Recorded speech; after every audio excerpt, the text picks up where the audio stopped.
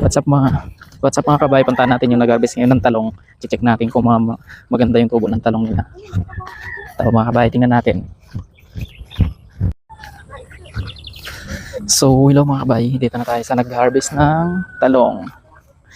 May mga sili din pala sila dito mga kabay. Ayan o, siling na buyo ba to? Ayan o. Tataba pala ng ano nila. Ayan o. Ang laki ng ano nila, garden nila dito mga kabay. Ayan o.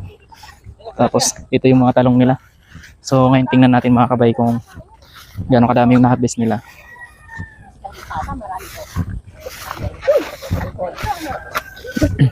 Ayan o.